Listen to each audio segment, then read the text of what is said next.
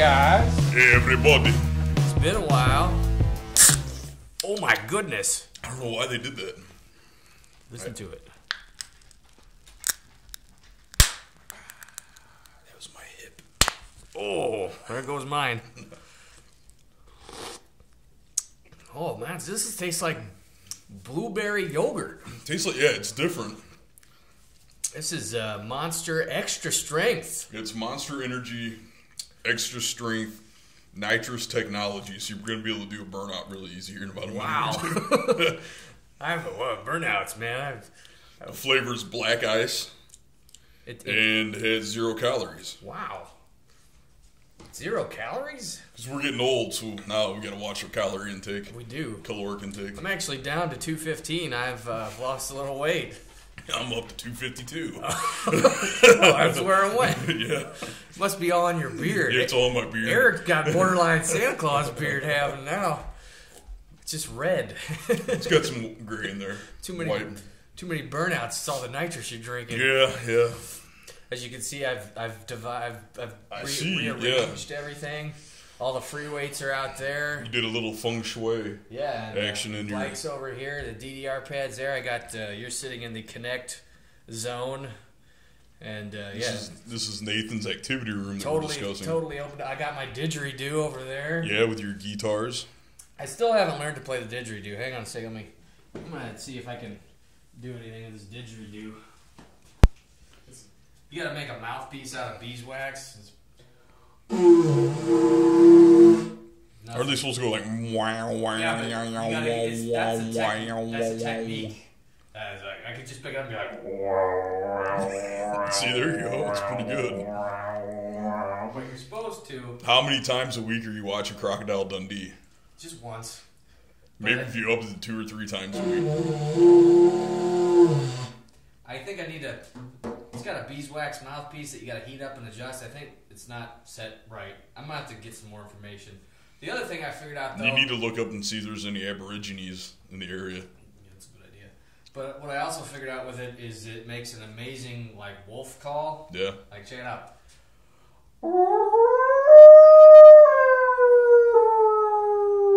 We need to go in the woods this spring, like when the kids are out walking around, and do that out in the woods.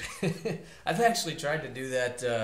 I'll drag my speakers to the door and I'll find some wolf sounds on the internet and just blast them out and see if anything gets scared or answers back. I think it'd be cool though to go do it like, oh, you know what? We could do it in the woods of my farm behind that subdivision up on D Road. That'd be cool. See if we can scare some kids into thinking that like Sasquatch is out there. I don't know. We'd probably get shot by the locals. I heard a wolf out there. I seen him. He had a big didgeridoo. But they would be shooting into my woods so I could shoot back. That's true. Self-defense. That doesn't help if you get shot, though. We're not going to get shot. We'll shoot them first. Oh, man. Did you see the new Keltec pistol? I just saw this thing the other day. Keltec. Which one? They've got a few that are... It's the P30, I think. Or M30. I forget what it's called. It's a 30-round, 22 Magnum. Yeah. I told you about that. It's been out. It's not new. It's been out for a while. I don't know where I just saw it at. Well, I shared it on my buddy's page. Oh, that's where it was. Maybe that's where I saw it. I shared it on my buddy Kelly Schoffer's page. I was like, that's pretty cool. Yeah. It's actually a fantastic gun. I highly recommend that gun for beginners who are not... they're not eased into the mechanics of shooting a handgun, which are much different than firing a shoulder-fired weapon. And number 2, I recommend it for women. Here's the reason why. 22 Magnum is more than enough to kill someone. Oh, yeah.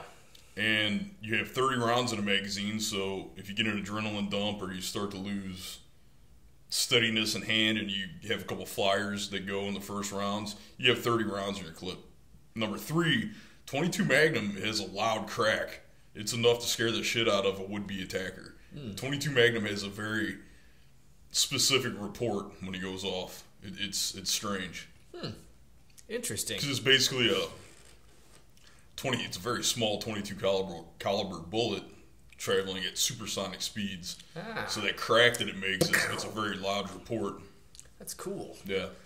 Keltec makes very quality weapons. Keltec made Jack Burton's gun and the cult classic Big Trouble in Little China No, that was Intratec. Oh, that's right. That was Intratec. Well, I think, didn't Intratec end up becoming Kel-Tec? No, because the Tech 9s were made, I want to say they were imported by Intratec. Maybe not. No, I'm not sure. I think they're two different companies. But I've owned a couple Kel-Tecs. I owned a P30, which is a subcompact 9mm, and then I also had a P3AT, which is the same thing, but it's a single stack rather than a double staggered magazine. They make really good guns. They make some awesome shotguns too. I was wanted a Benelli Supernova.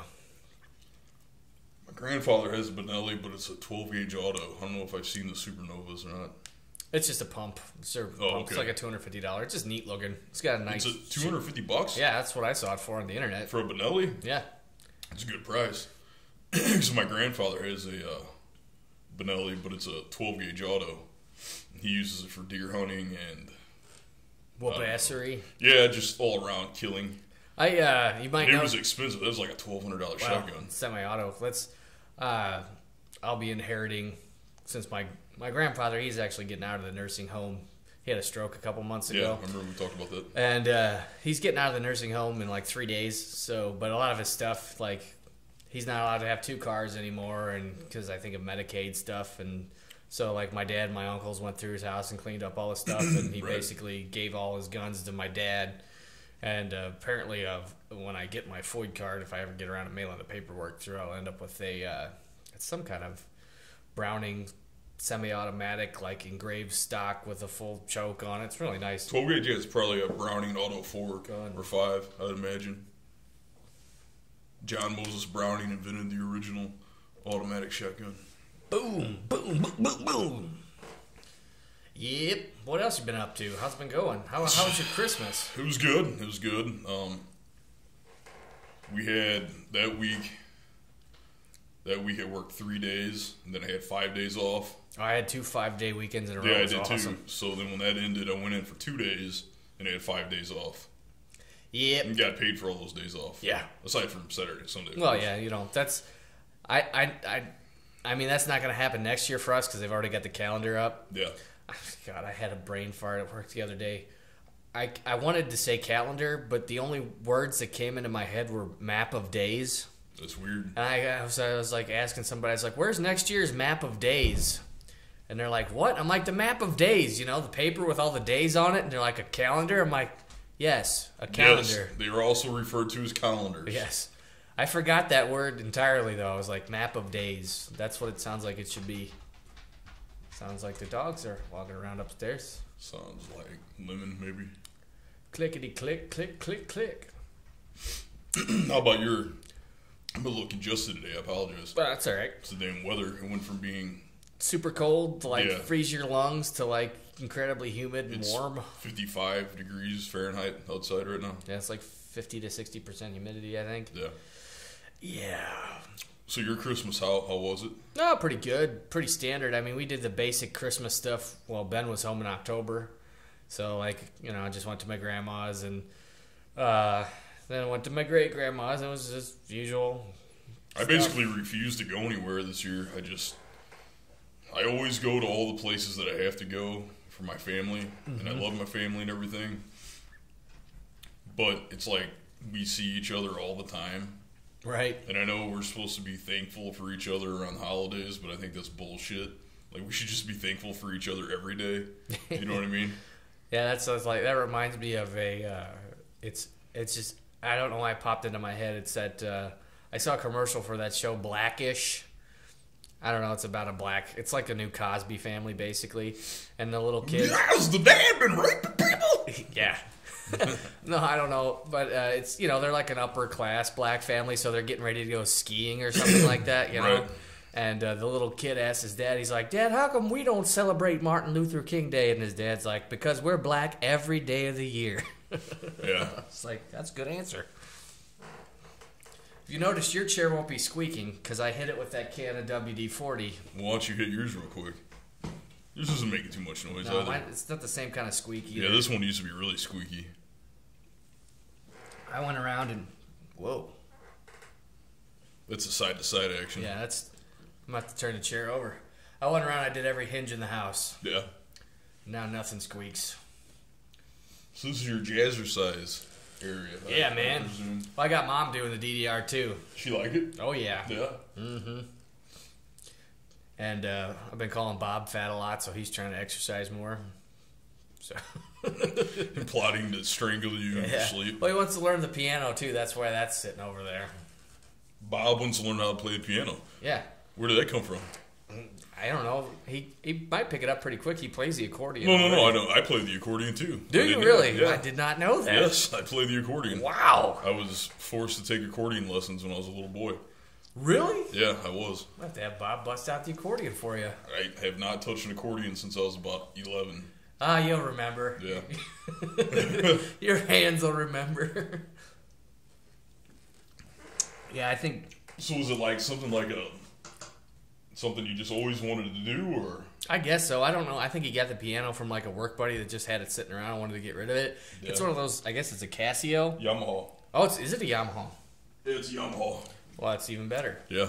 And it's got like 900 different sounds in it, and the pre-programmed beats and all that crap. Dude, we could start a fucking 80s synth band. With a didgeridoo. Yeah. But, he got that, and Manuel got the guitars over there. I've been doing too many virtual barbershops. I haven't been in the mood. I did one like a week or two ago where I tried to talk like this, like Ray Romano, kind of. It was okay. And then the other thing I've been trying to do, I mentioned this on our last virtual barbershop I posted, was, those earmuffs that go around the back of your head? Yeah. But they're kind of thin, but they got that wire in them. Right. Like, I like to listen to music with headphones on, like lay down and stuff. But the problem is, if you want to turn on your side, you got these hard plastic cups there. Right. That's irritating. So what I did was I took those earmuff things and I gutted them. Wired them. I put headphone speakers in them, ran it out the back. Excuse me. I bought two of the things, so I took the padding out of the extra one and then closed it all back up. And it works, but the problems I ran into, I thought it would be perfect. I mean, it's padded enough and it feels comfortable. Like, it'd be fine if you just wanted to wear earmuffs and listen to music. But the wire in there needs some serious padding because it's kind of a heavy-duty wire. So I'm going to need heavy-duty foam rubber and and something to adjust them, because I noticed when I doubled up the foam padding, they Like, what kind of foam do you need? I don't know. Like, how thick? Well, I really don't know yet. I'm gonna have to. First thing I'm gonna have to do is devise a way to make it adjustable. Because I always have scrap foam Well, that I get from work, and we just toss it. I've got some left over. I just need to cut it. But the problems I'm running into are when you add the extra foam, you lose length on your wire because it padded up. Right. So it needs to come around more. But if you add more padding, it'll only go to about here. It's not Right. getting around to your ear. So I need to figure out how to stretch the wire out, or make an adjustable strap that's not like incredibly painful. Like, the idea is to have an over-ear headphone that's comfortable enough that you could lay on it and not have it hurt your head. Why can you not still stick with the idea of how they wear the earmuffs where it's actually behind your head? Well, that's what I'm still gonna stay with that. Okay. So I want the loop around like the back of your head there, because you've got that little divot Bump, there, yeah.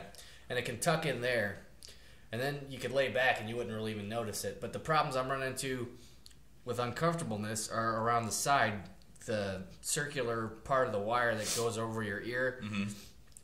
It's big enough to go around your ear, so it's not actually pushing on your ear, but I'm noticing I get pressure on the side of my head. So Yeah. still work in progress. People were asking about that. Stick with it. Once I work that out, and maybe I'll try to patent it or something, even though it's just a bunch of other stuff I cobbled together. But I'm Pretty working sure on that's it. how most inventions come about. It's more of a combination of like 3 different things. I just need softer foam, a longer wire, and the speakers are pretty decent, actually. Where did you get the foam that you're using? I cannibalized. See, I've been trying, like, for my birthday, when I lived in California, my brother got me these, it's basically one of those night mask things. Yeah. But it's really foam padded, and it was weird, and it pressed into your eyes, and because I worked at night, and it would to block out the California sun, I would I tried wearing the mask, but it was kind of a fuzzy material that collected dust, and it irritated my eyes basically, so I couldn't use it. So I cut that apart, and it had an elastic adjustable strap. And the first thing I did was I ordered these things called I think they're sleep phones or something like that. It's basically like a headband. It's not an adjustable headband though. It's a one size fits all thing, and they got speakers tucked into that, and that thing sucked. That was a piece of shit. Like, you put it on, it's way too tight. You lay down with it, it's fine until you roll over, then it rotates on your head, and it's like, it was giving me a headache to wear it. I was like, this thing sucks. Pulled the speakers out of it, stuffed them into the eye mask thing, and then cut the eye mask out of it and had just basically a headband with a Velcro strap on it. Right. That worked okay, except you couldn't position the speakers right, because for me, you know, a headband is up here. Your ears are a good 2-3 inches lower than your forehead. So that doesn't work. Right. So I was like, I need a thing that wraps around the back of my head so it's not on my face, because I don't want that. It would sit still. I could lay on it without hurting and have speakers in it. So I took the foam padding from the face mask. I took the speakers from the sleep phones, and I took 2 pairs of those. I call them men's ear muffs. I don't know what the technical term is. They're ear warmers, but they loop around the back of your head and go over your ears. And I doubled up the foam padding on those and put the speakers in them and had my grandma sew it together. Yeah. It looks really nice. It's just, it needs more padding, basically. You just got to tweak it, man. You can't expect to hit it the first round out, you know. So, but once I get that together, maybe I'll figure out maybe somewhere that can make them, like, mass produced, and sell them. And that's the other thing. They got these things called bed phones, but they're in-ear phones. Yeah. And I wouldn't want to wear that either, because it's anything that's going to fall out or press into your ear. Those things never stain my ears. I don't know if I have fucking oddly shaped inner ears or what. Yeah, and these because even when I mow, like out at the farm, I have to listen to music when I'm mowing.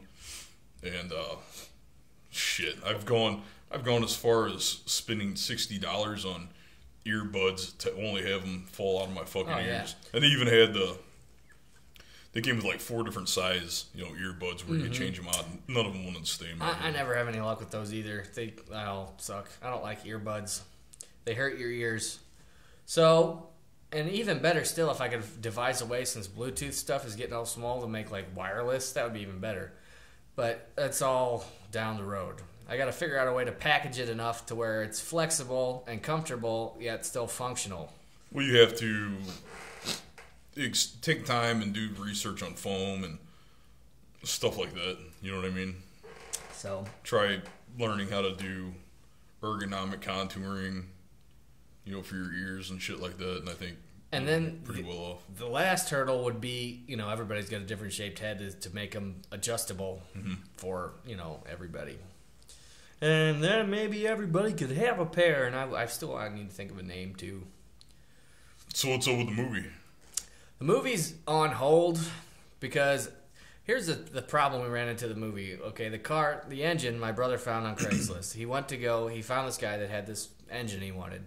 And he goes to get the engine, and the guy says in his description online, the engine rolls over. He gets there, the engine's locked up. He's like, you said this thing rolled, man. I'm out of here. He's like, wait, I got this other one over here. And it rolled over, and that's the engine we bought. So is it the 440 or what is it? That's the 413, but it was bored to 426. Okay, but that sounds like you're getting into the same problem that you had with the engine that came with the car.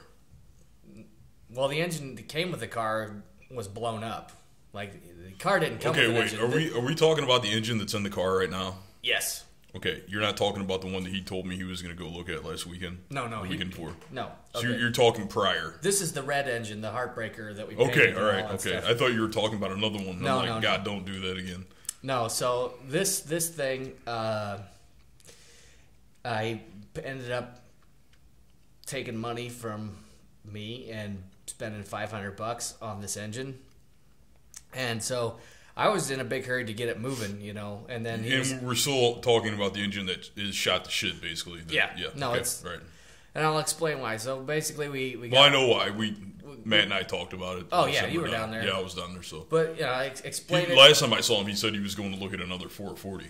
He got that 440 for $150. Okay.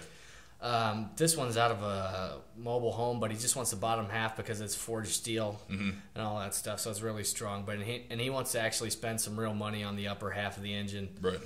But the problem we have with the one that's in there, the 413, that's all pretty looking, was I was in a hurry just to get the car to move, to get a few shots of it rolling. You know, right. When the fall leaves were on the tree, it would have looked awesome. We didn't get that done because, one, at the beginning of the summer when we took the engine apart, his wife had a little conniption fit, and we spent his entire summer cleaning his yard up. And so in March, he took that engine apart, and we didn't start working on it again until, like, it is squeaking, probably like August, September. And then he forgot what state it was in, so he had to order a book. And then we had to get this part, and then we had to get that part. And we got the thing apart, and he's like, well, we're going to paint it and do this and do that. And he was cleaning it up and checking everything. And it's like, I mean, if it was me... It wasn't mechanically sound. Right. Yeah. I mean, he thought too much time wrapped up in aesthetics. Right. Aside from mechanical. He spent so much time wanting to paint it and look nice, and all I'm worried about is making the car move, you know? It's cool if it looks nice, too, but... This thing, you're not going to see it driving down the street with the engine hanging out. Just had two different forms of motivation, basically. Right, yeah. So I just wanted to get it moving. He wanted to make it look nice, too. And I noticed this when we had the thing apart, because it was bored and sleeved, and one of the cylinders are in the hole in the engine block where the piston goes, was not sleeved right. Intake cylinder. Yeah. And so it wasn't flush. Well, it's because they bored it out too much. Right. Correct? Right, yeah. And so I was like, is this going to be a problem? He's like, well, we won't know until we get it together. I'm like, why didn't we test this thing first? Like, make sure, you know. So we got it all together. It looks real great. And now it doesn't stay running because it's throwing up oil everywhere because it's not sleeved right. So... That's, you know, we got a few shots of the car moving, but, I mean, I've got more footage of him turning that car over until the battery's dead than of him driving it. Right. Just because it was, you know, rushed together, more or less, and not... I think that engine was fucked from the get-go, to be quite honest with you. I'm pretty sure it was, too. After what Matt and I spoke about the last time I was down there. Yeah, he kind of got hosed on Craigslist. So, yeah... Fortunately, though, that 727 Torque Flight, that thing's solid. That was rebuilt by Fox Transmission, so that's good. But he's got this other one now, and we're going to go to this Mopar show in March, and he's trying to save all his money. He's quitting smoking, too. Apparently, he spends like $200 a month on cigarettes. That's an expensive fucking habit. Yeah. I mean, I wouldn't spend $200 a month on anything. I mean, the only thing I spend more than $200 a month on is my car payment. You know, everything else is... What about Miley Cyrus's mouth? Well, you know... I got you there. I don't know if that's up for auction or not, but I'd pay $200. Don't act like you wouldn't. $200? I'd go there. Like how you're so quiet about it. Like, yeah, well, you know. Just get the old Listerine maneuver, Eric, you know. Yep. You gotta put the pomade in the pubic hairs so you look nice. You put a little pomade down there. Make it look like a Dorito. No, they like the just woke up look. So you put a little pomade and you go like this. You go like that. And they see that and it's like... Oh, handlebar. I'm going to start a new trend. What's that? Designer pube. Dude, that would totally... I know it would fit. I mean, if you took yourself right, you look very distinguished with a beard. I think if we dressed you, just like even with the shoes you got on, I mean, all you would have to do is put like a sweater vest on you right now and like take a Captain Morgan photo and then like have you holding the can of like, you know... Pubic pomade. Big Red's pubic pomade. Yeah. Oh my God. You know where it would take off first is Japan. You're absolutely right. I could get that moving like a fucking freight train there, man. Like a bullet train, yeah, man. There bullet train, yeah. People would buy it, even if it was just a novelty item. They would. I think maybe you should look into a formula, you know. I should. Just some kind of like, you know, beeswax and... Something natural, definitely. Yeah, you know, something that's not... Non-irritating. Yeah. some kind of natural, like maybe it would a little lavender or something, yeah, you know, or like for the guys, maybe some sandalwood, or sage, you know, sage, yeah, some orange, like citrus clove. clove, definitely, yeah. Yeah. I'm not a big citrus guy. I don't like citrus stuff. And I'll tell you what I hate is vanilla. I hate it when women wear like vanilla scented perfumes. Vanilla. You smell like my car's air freshener. Yeah, oh, I like vanilla ice cream, but I don't like it when the fair sex smells like a fucking stick of vanilla. You smell like an ice cream cone. You smell like Breyers. You work for Breyers. I hate Breyers. Why you smell like Breyers? Breyers take my left thumb. You drive truck for Breyers? No? You scoop ice cream for Breyers, yeah? No? Oh man, speaking of Russian accents, did you see the movie John Wick? That was my Bulgarian accent. Oh. No, I have not seen. My buddy's in that movie. Oh really? My friend, trying to think what scene it is. He's in the scene where he attempts to kill John Wick with a bag over the head. That is my friend Vladislav Kulikov. Oh no shit. Yeah. I haven't seen the movie yet, but I'm not gonna say anything. I bought it on Amazon Prime. Okay. So is it DVD or Blu-ray? I neither. It's digital. Oh. I can't lend it to you, unfortunately. Well, is it out? I think so. On DVD, I'll go ahead and buy it tonight when I get home. It's worth it. Well, I wanted to see it right away when it came out. Keanu Reeves is one of my favorite actors. Well, I missed it in the theater, and like I saw it on Amazon Prime Digital. I'm like, you know what? And the weird thing is that it came out right around the same time that black guy actor. Denzel Washington, the Equalizer. Equalizer. I think John Wick would kick the Equalizer's ass. Well, I agree completely. I'm just saying. I thought it was weird how those two movies have such a crossover theme. Mm-hmm. You know what I mean? It's just odd that they came out at the same time. But I mean, I'll tell you that like 20 minutes into the movie, I mean, even not knowing John Wick at all, like he's totally justified in his actions. It's like what is the character's motivation? Like, there's no question. Like, it's just, bam, okay, I'm with this guy 100%. Whatever he's gonna do, let him go do it. Do they kill his dog? I'm not gonna give away any spoilers. Okay, because I recalled seeing in like a commercial or a trailer for the film that they killed his dog or something. Well, they gave it away in the trailer. Yeah. I don't remember seeing it in the trailer because I watched the trailer digitally. I'm like, I was going to pay to see this. It's probably good I didn't see it in the theater because I probably would have started tearing chairs on there. No, it's... Even though it's just a movie. Can I give you some spoilers about what his motivation is? Absolutely, yes. Okay, spoiler alert, everybody. I'm not going to give a time. That means that if you have not yet seen the John Wick movie... and if come back to this episode later. So John Wick... retired assassin, hitman, contract killer, what have you, marries this lady. She has passed away. Upon her death, she had willed to him this beagle puppy to help him in his grieving process he wouldn't be alone. Well, he's driving along this 69 Mustang. I think it's 69. Or maybe it's 71. No, it's 69. It's a 69. 69 Mustang. And he rolls past these Russian dudes at a gas station, and this punk-ass kid's beating on the hood. He's like, hey, man, how much you want for it? You know, he's like, it's not for sale, you know. And he's like, the kid leads into his head, into the window in Russian, and he says in Russian, everything has a price, bitch. And Keanu Reeves looks at him and says back in Russian, not everything has a price, bitch, and then drives away. Right. And so later that evening, they go to John Wick's house to steal the car.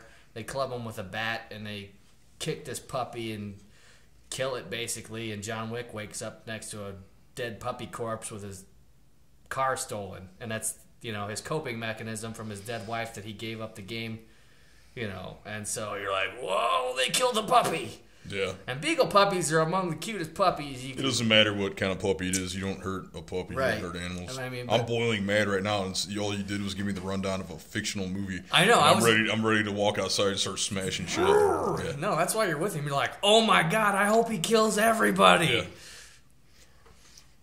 But yeah, it's... One of my favorite movies of recent with Keanu Reeves is Street Kings. He's fucking fantastic in that movie. Have you seen that yet? Mm-mm. He's part of the LAPD Rampart Squad, and I don't, it's very complex. I believe it was also written and directed by the guy that did Training Day and Harsh Times. Mm-hmm. I forget what his name is.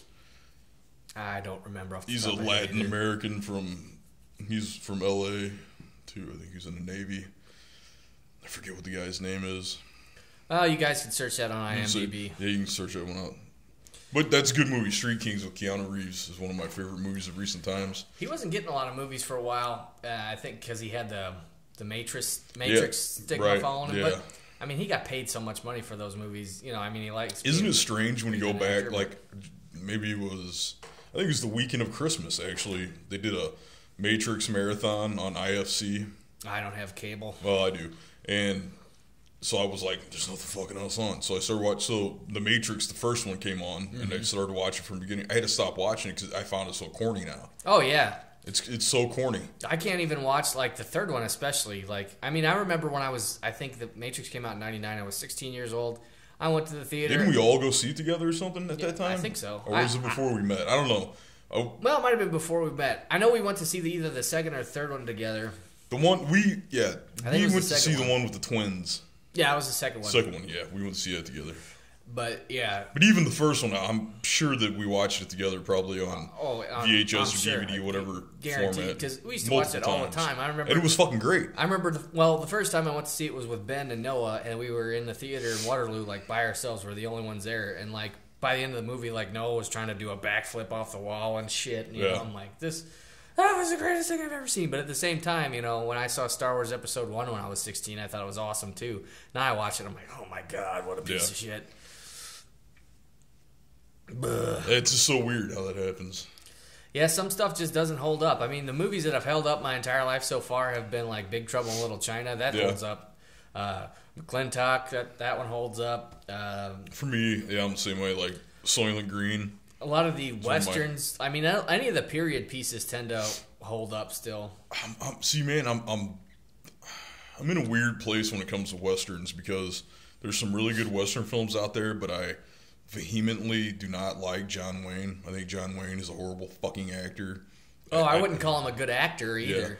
Yeah, I like the thing is that the movies that that were written to be starring him were great fucking movies. Right. So it's hard for me not to watch them. Like The Searchers is one of my favorite westerns to watch.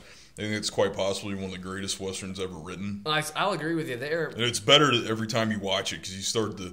There's so much actually that takes place in The Searchers that I think is taken for granted. Like you have to see it from outside what it actually is. Well, I mean, a lot of the John Wayne movies that were written specifically for him.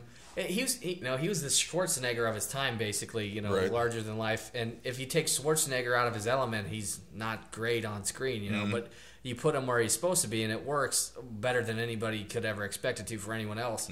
That's the same thing with John Wayne. I don't like a lot of John Wayne movies, but the ones that I do like, they're some of my favorite movies. Yeah.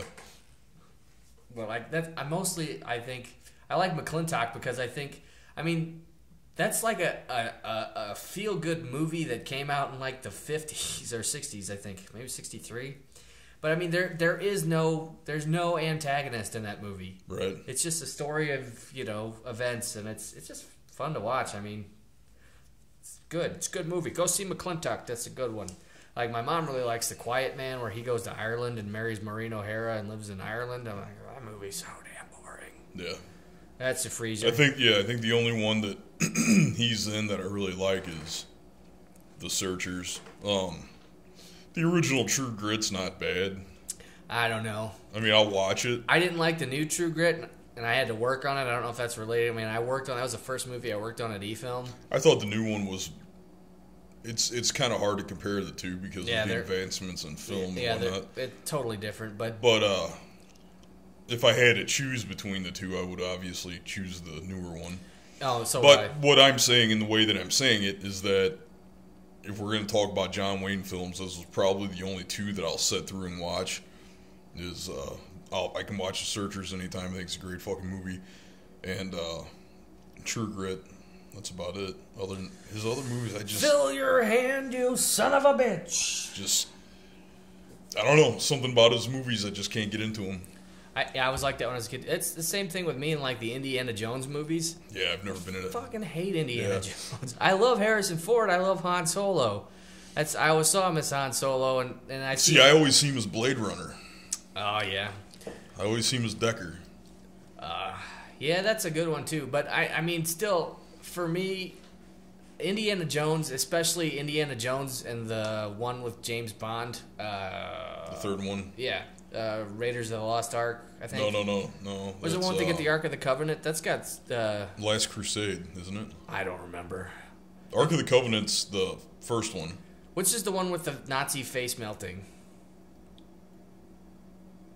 Well, there's Nazis in the first one, so I got to remember. I don't remember. All I know is if Quest for the Holy Grail is the one with Connery. Yeah. But there's Nazis in it also. Right. Because it's so easy to use Nazis as protagonists. Especially if you're a Jewish film director. Right. Nazis are the...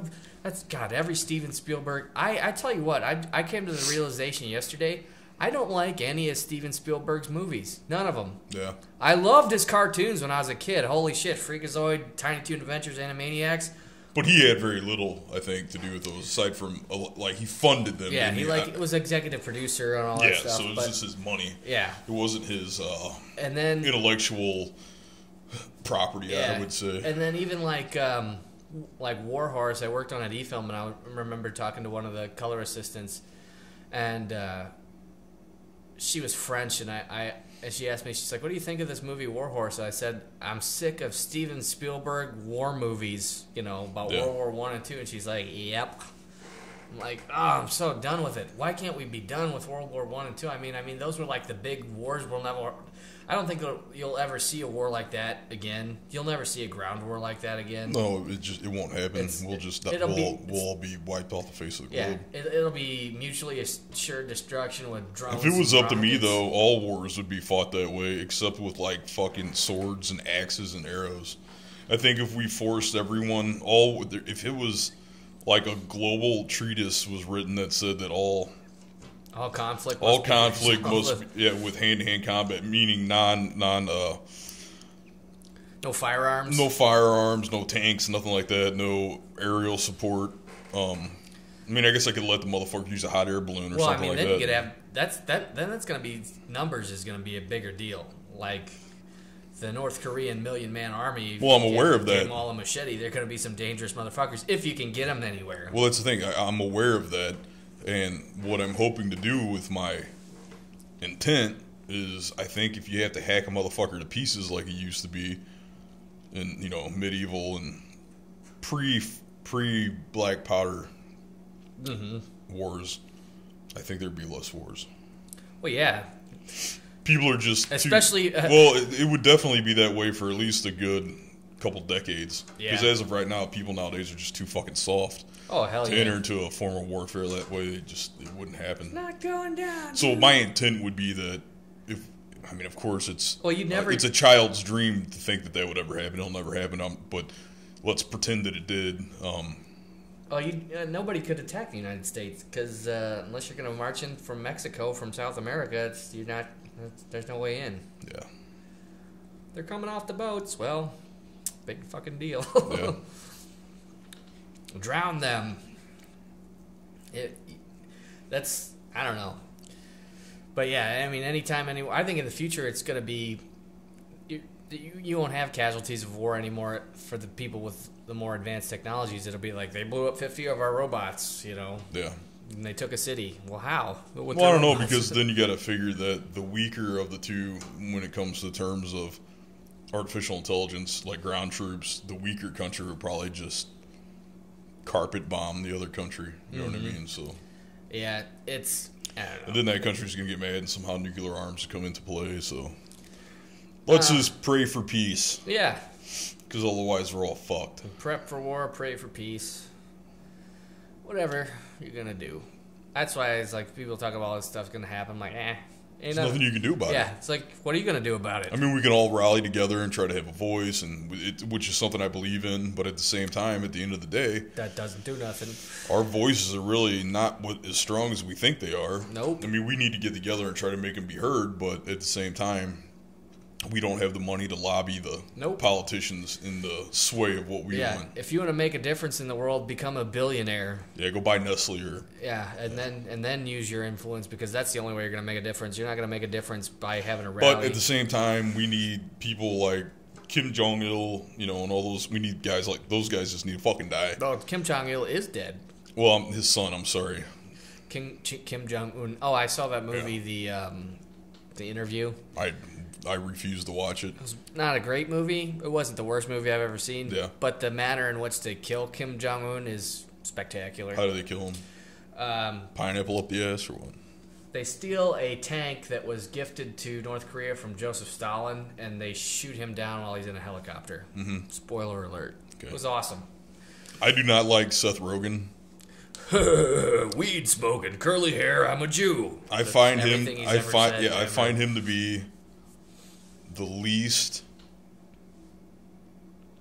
gifted person in Hollywood that I can think of right now. As we sit here, I'm sure he's a friendly guy to hang out with. I'm not saying him anything about it personally, but from a. It's just like, I'm sure Michael Bay might be an okay guy, but I hate his fucking movies. Still, Steven Spielberg's. I'm sure he's a great guy. I hate his fucking movies, though. It's just, man, I don't like him. You're not funny, dude. You're not fucking funny. You're not. I'm sick of looking at your fucking face.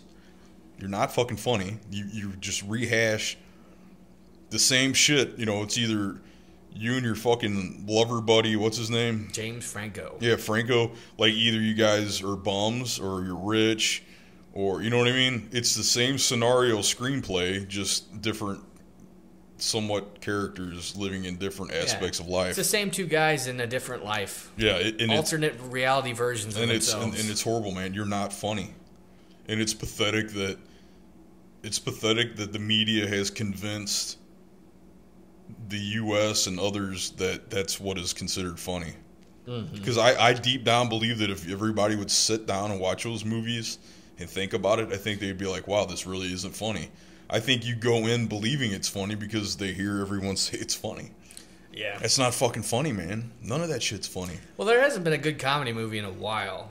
Like I remember... Not that we've seen. Well, I mean, like... Who knows what we haven't got the chance to see? Who knows what, like, independent shit you miss? Well, I mean, like, in college, though, when the college movies that came out when I was in college, those was funny. Like, Old School. Yeah. That's an awesome movie. Or The First Anchorman. Yeah. I mean, now everything... Step Brothers. I think Step Brothers...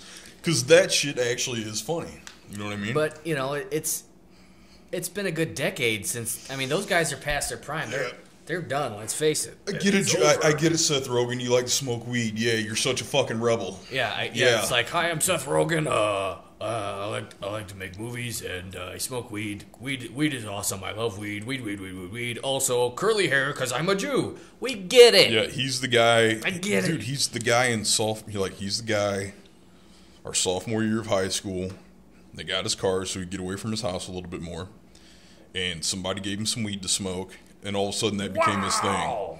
Yeah, he went from being like the class golden boy, and within 2 weeks, he was all about weed. And I mean all about it. All of a sudden, like, he'll try to convince you that he's been all about weed his whole life. I mean, he's got fucking weed stickers on his folders, on his locker, and a fucking one of the windows on his car. You know what I mean? He's all about that's it. A bong. Yeah. So, dude, get the fuck out of here. We get it. It's over. It's overplayed. Joe Rogan's the same way. Oh, God. That motherfucker has jumped the shark. We get it, Joe Rogan. You're a little bitty guy who lifts weights a lot, takes a bunch of HGH, eat a lot of mushrooms, you go in your isolation tank. Don't get me wrong, dude. You do great shit when it comes to podcasts, like what Nate and I are doing. You put podcasting out into the mainstream. But, dude, you are so all about yourself right now. You don't even exist in a reality. You don't. Mm-hmm. I can't even watch Joe Rogan's shows anymore. He doesn't let us guests talk. Oh, I know. And what's funny is he'll go on to like other people's shows and he'll yell at other people like, "Hey, let him talk. Are you fucking serious?" Well, that's You're more guilty, like not you. I mean Joe Rogan. Joe Rogan's yeah. more guilty of that than anybody. He never lets anybody fucking talk. I remember thinking that too. And everybody's wrong except for Joe Rogan. The last episode of his podcast I listened to was been months and months ago, maybe even sometime early last year. Was when he had Bobcat Goldthwait on talking about his Sasquatch movie, and Bobcat Goldthwait's trying to talk, and Joe Rogan. I remember. You just made me think of that. Like I remember thinking like 5 or 6 times, like Joe Rogan, shut up and let him talk. I hear you talk every time. You're on the show every time. Joe Rogan is his #1 fan. Yeah. He's his own number. He's his. You know how you say like you're your own worst enemy. He's his own best fan. I'm my biggest fan and my worst enemy. I'm Joe Rogan. And like nothing. If you don't agree with him on everything, you're just fucking stupid. Dude. You're just stupid. Yeah. You're just. He believes he is. Like I don't know, man. If there's just that's a poster boy for substance abuse while rich. Yeah. Like he does just enough to counteract all the substances he abuses, which he'll try to tell you he's not abusing them. Of course he's not addicted to psychedelics, but he does them every fucking day and he owns an isolation tank. Nah, it's not an addiction. And he'll tell you that without weed he's not inspired. Sure, you're not addicted. Dude, No. you're making excuses, Weed's brother. not habit forming. Yeah, okay, sure. Sure. Okay. That's why you believe you're incapable of creating without being high. How fucking pathetic is that? Yeah. That's as soon as And I used to really respect and admire him to a degree. Because what was weird was I couldn't stand him at first as just the UFC because he was a know-it-all and he's never competed. I think he competed in some bullshit Taekwondo point fest when he was younger and stuff like that. Maybe he did some American rules kickboxing, but the thing is that the way that here's the thing. I know he's a color commentator. He's supposed to be the shtick guy, you know, when the commentating's going on. But at some point, he's become so overdeveloped in his own ego that the way he calls out fighters within their fights and doing this wrong and doing this wrong, and he's so biased when you watch fights. It's obvious which fighter he likes in the fight. You know what I mean? It's just if you watch a fight that Joe Rogan commentates. Try to go back and watch it on mute. I swear it's like watching a completely another fight. Just his voice talking throughout the fight will sway you into believing what he wants to see. Right. You know what I mean? So I prefer to have Boss Rutan commentate. I agree. But Boss is getting older, and Boss, I watched the fights last night that Boss commentated live WSOF. Boss is getting older and his English is getting bad. Really? Yeah. I think it's a combination of his age and he's a little punchy. Well, yeah, everybody is a little punchy. And I love Boss. Don't get me wrong. I would never say anything bad, but he's punchy. Is he punchy or is that just his personality? No, he's punchy, man. Because his English has gotten really bad, and I can't see that as being I don't really anything. notice that. I don't know. I don't watch as much as you do, so I can't really say. Well, WSOF puts on at least one event a month now. And I remember I noticed it last month when I mentioned it to Mrs. M. And then last night we were watching it together. And I noticed it and I mentioned it. And she's like, "You're right. Wow, you're right." Because if you go back and you listen to when he was commentating at Pride, it was completely clear what he was saying. Right. And I've been listening, like I said, I've been following Boss since he fought in Pancrase. Since a lot of people forget that he was a heavyweight champ in the UFC. He's one of the most overlooked champions. And then Pride, he was supposed to fight and he didn't. He just commentated. And you know what I mean? If you compare the two, I don't know. I mean, I know he had a lot of neck issues. Who knows? Maybe, Well, yeah, that's what I was thinking. Maybe it's like a nerve damage maybe, thing. yeah. Or like, he's just, like you said. He he's goes off getting on he goes off on these weird tangents too. Where in the middle of commentating, I think he forgets that the mic's on, Oh, yeah. and he starts singing a lot or humming a tune to a song. And what's funny is that a lot of times he'll make comments that probably don't make any sense because it probably relates to something that he saw before. Yeah, it's like in his own head. So he's connecting these events that the audience isn't aware of. Yeah, so he's And then the other commentator just gets stone cold quiet, and you can tell it's uncomfortable for him. Boss Rutan's Because it's making an Boss. inside joke So it's with like, himself. Boss is Yeah. my buddy. So, you let Boss get away with it. Right. But the rest of the audience is like, what the fuck is going on? All right. So I think Boss is just a little punchy. I'm not holding it against him. I think I already know the answer to this question. If you took Boss Rutan and put him in a ring with Joe Rogan right now for 5 minutes, What's going to happen? Bas Rutten would fucking destroy him. And what method, though? What do you think? He would turn his lights out in a heartbeat. Do you think he'd just knock him out one punch? Yeah. But the funny thing about Bas Rutten is how high of a caliber he was of a kickboxer. But if you look at his record, he actually has more wins by submission than he does by KO. And the reason for that is because the greatest majority of his fights came from Pancrase. And when he fought in Pancrase, at that time period, Pancrase did not allow closed fist punches. Oh. When standing. So you had to throw palm strikes or you could slap. Now, someone trained how to throw a palm strike will fuck you up. So that's the reason, if you look at his record, it's kind of odd to look at it because everyone, if you know what the hell you're talking about, you think Bas Rutten's a striker. He's high. Have you ever seen Bas Rutten hit the bag? Yes. It sounds like a gun going off when he starts throwing hooks on a tie bag. They had him on that show Fight Science where they were actually testing like the PSI of punches and kicks. So I remember that was him. Well, I mean, he's the guy who he can hit an average person. He could punch you hard enough to kill you. Oh yeah, one punch. What was it? I know he broke Jason DeLucia's spleen, but I believe it was someone else. Was it his spleen or his liver? I want to say it was his spleen. Probably his spleen. But then Bas Rutten loves his liver, I know. shots, yeah, he's always been he loves hooks to the body is why. Maybe he bruised his spleen and broke his liver. I think that's what it was. You can look up the fight. The fight's on YouTube. You can watch the full fight. Jason DeLucia is a well-known. That dude is just fucking batshit crazy. He fought in Pancrase too, and how he wound up over there is beyond me. But you know how the Japanese are when it comes to fighting arts. Like, you could be just the shittiest fighter, but as long as you're willing to fight, they see honor in that somehow. Put him in there. So. Well, that's kind of how they are. I mean, I've always been that way with a lot of stuff too. Like, I wouldn't want to call it, arrogant, but like when it comes to, for me, more often than not, it's like video game shit. Like I remember. It's totally unrelated, but playing Xbox Live when it first came out, there were people that were like professional gamers, or they were in some kind of well-known clan or something. They're like, "Oh, we're fighting these fucking guys," and I'd be like, "Awesome!" I'd be like, "I don't care."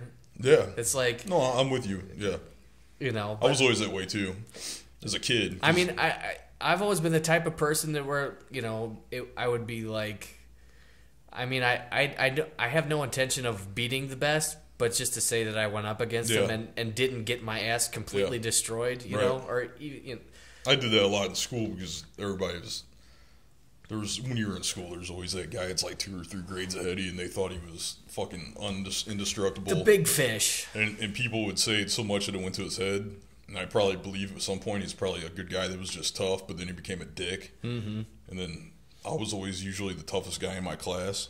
So people were like, well, you couldn't beat him up, and I always kind of took that as a challenge. So I was like, I might not be able to beat him up, but I bet I can make him bleed before he knocks me out. It's been a long time that I took an ass beating. That was kind of my motto. It was like, I might not be able to beat him, but I bet I can do permanent damage before he beats me. Yeah. But what was that? Oh, Jason DeLucia. He was a horrible fighter. He came up with this thing. He fought in the early UFCs. Actually, the funny thing is he's kind of the guy that's well known for a highlight, but he's the guy on the receiving end of the highlight.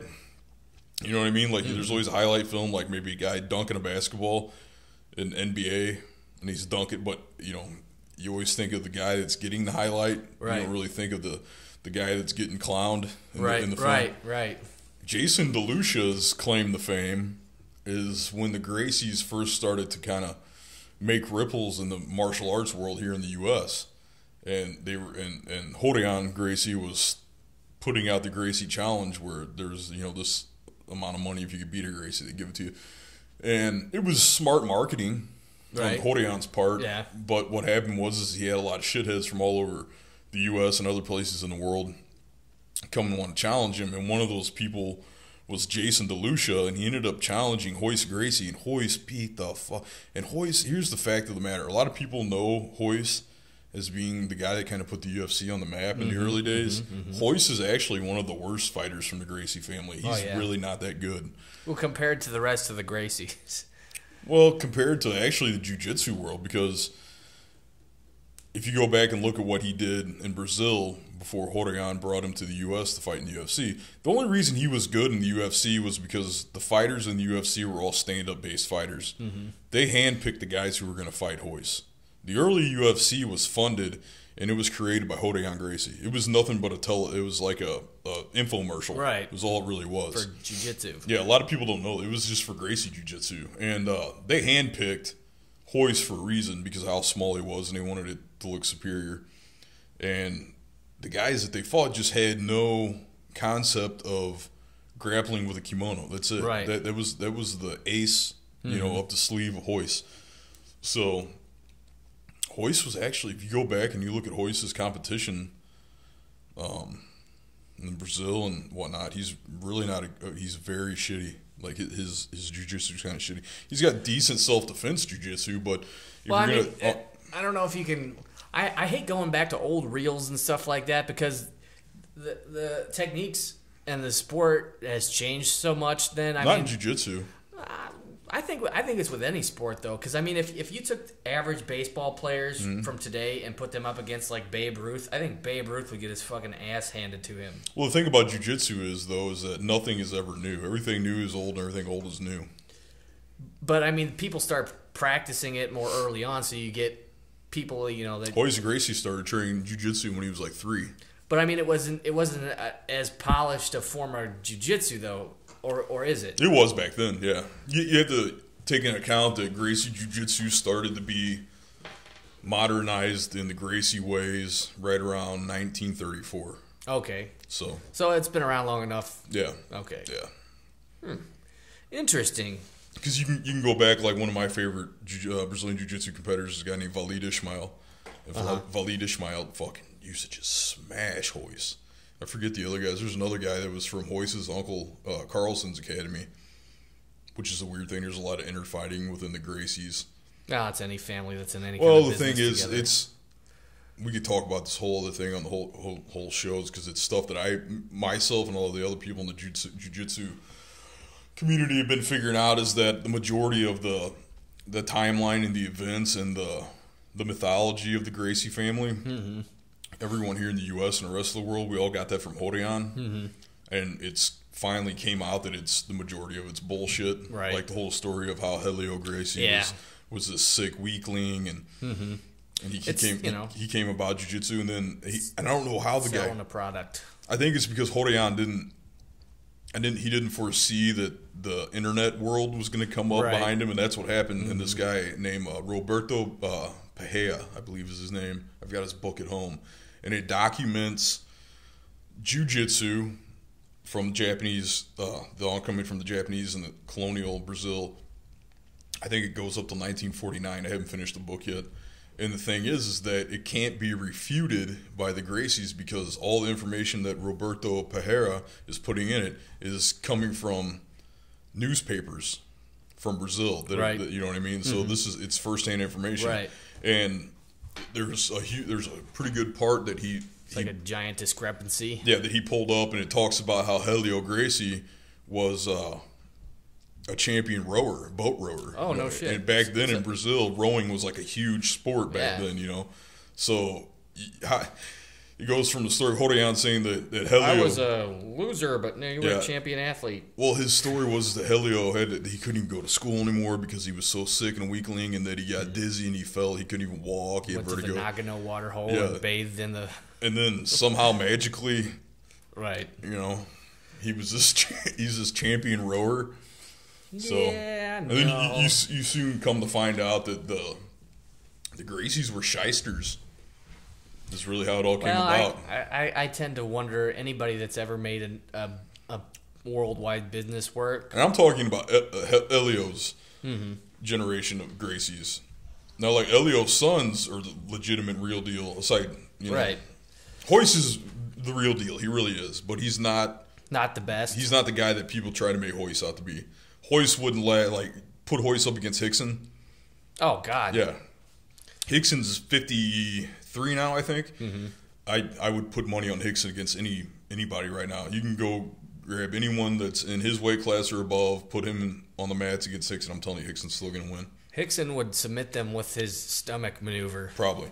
He can grab your arm with his stomach. His powerful diaphragm. Yes. So you're screwed. He can grab you. That's called a Rickson Gracie core lock, and he can actually get an arm bar with his abdominal muscles. His son Cone is a bad motherfucker. Cone just had his first MMA fight actually about 2 weeks ago. I think the last fight Actually, I he saw, fought on New Year's Eve. Yeah. Yeah. The last fight I watched or saw was Nate Diaz getting his ass handed to him. I forget when. It was about a month ago, I think. Yeah.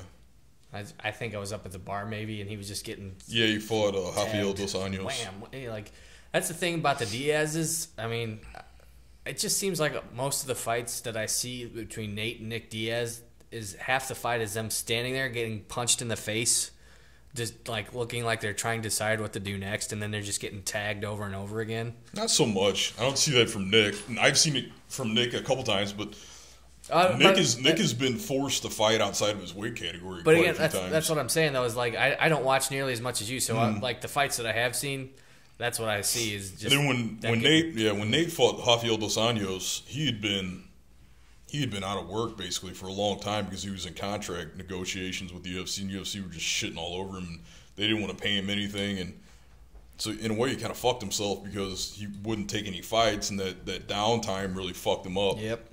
And he was very injured going into that last fight with Rafael Dos Anjos. Oh yeah, I remember somebody saying that. And he didn't bring it up because he needed money. He needed the payday. He had bills to pay. So shit happens. He's a good fighter. Yeah. He's just one of those guys. He's stuck with a weird frame. Yeah. I think he's too big to naturally fight at light heavyweight, but he's oddly enough, I think he's still too small to fight at welterweight. So it's a weird thing. He's a good fighter though, but he's nowhere near the level that Nick is. Nick's got a fight coming up. He's fighting Anderson Silva at catchweight. Oh, that ought to be good. Yeah, I think it'd be a great fight. Yeah, that'd be good. Well, we're at an hour. I did say in the last episode we were going to talk about that weird Japanese me video, but that's been so overdone now. We're not even going there. All right. So we could always talk about it again on another episode. Somehow it'll come up and tie into something we're talking about. I kind of got pissed off the other day because there's these famous YouTubers. I forget. They do the Ask or what is it? They're the something brothers. I don't know who they are. They do the kids react to or elderly people react to, or they did YouTubers react to that music video, and it was just it's the people that are famous are just. I mean, if you're not familiar with the medium at all, it's just they come off as incredibly shallow. It's like a lot of the 2 out of the 3, or maybe it was 3 out of the 4 female YouTubers they interviewed were like, "What's with all the boobs?" I can't. And then immediately stung up on boobs. They're just hung up on it. Boobs, yeah. It's like you gotta look past. There was only one. There was out of all the people. Meanwhile, all these females are Instagramming naked photos and sending them up to the cloud, but yet they'll boobs. That's so tacky. Horrible. So then they leave after the interview, go to Starbucks, go home, take a bunch of nude photos of themselves, and download them to the cloud, and they get pissed off when other people see them. But yeah, that's I'd say only about 20% of the people that. It's funny when people contradict their own statements. Yeah, 20% of the people they interviewed actually looked at it like artwork, and looked for the meaning. It's like it's 2015. Everybody else shit. it's a tit. Yeah, it's like that's. It's a fucking tit. I mean, it's not even a real tit. Maybe we should talk about that next episode because the United States is so hung up on a nipple. Oh my god! But the rest of the world's they could show blatant violence, people just getting fucking slaughtered for an hour. I did want to make a video. But God forbid that a mammary gland flops out. I did want to make a video on YouTube where I was gonna get a dude beaten up, bleeding, tied up to a chair, and just somebody kicking the living shit out of him, and then have a woman that's topless go up and shoot him in the head and make it incredibly gory and violent, his head explodes and shit, but censor the boobs. Make those out of focus, but everything. Don't make it just a woman. Make it like a transsexual. Make it like a dude. So you got a big moose cock and some big boobs. And it's just blurred out. Yeah, just blur that out. Because, I mean, hey, if we're going to go. I don't know any... Well, I mean, it could be. It doesn't have to be. Oh, yeah, you're right. You know fake what I mean? it. Yeah, that's a you good point, fake though. it. That's good. That's a good idea, Eric. Let's see what the reaction is out of that one. You can just let's go to Hustler Hollywood and get a strap on. Have the chick wire that on. Yeah. Hey, we should come right there. Just put a chair right there. Yeah. Basement wall. That would work. That's what we'll do. Not guarantee nobody will say anything about the graphic violence. No, they'll be like, "Wow, that's a transsexual murder." Well, first they'll be confused because they'll be like, "Why is that good-looking chick with the big boobs got a big old moose cock?" There's a blurb bouncing around down there. I'm confused. I don't know what that's all about. Does she have a big clitoral hood? What's it all about? And then you'll be like, no, that's a transsexual. And they'll be like, oh, that bitch is nasty. And like 3 sentences before, if they didn't delete their prior comment, it'll be something like, that chick's hot, but why is there a blur down there? You know what I mean? But yeah, that'll be the whole point of the video is like we're blurring out, naturally occurring phenomenon, but we're showing gore like it's no big deal. And on that note, we'll end this episode and we'll talk about censorship and titties and stuff next time. So join us next time, and if you have a question or comment you want us to address, leave it below. Okay? We'll see you next time. He's Nathan. I'm Eric. That's Eric. Nazvadanya. I'm Nathan. See you later.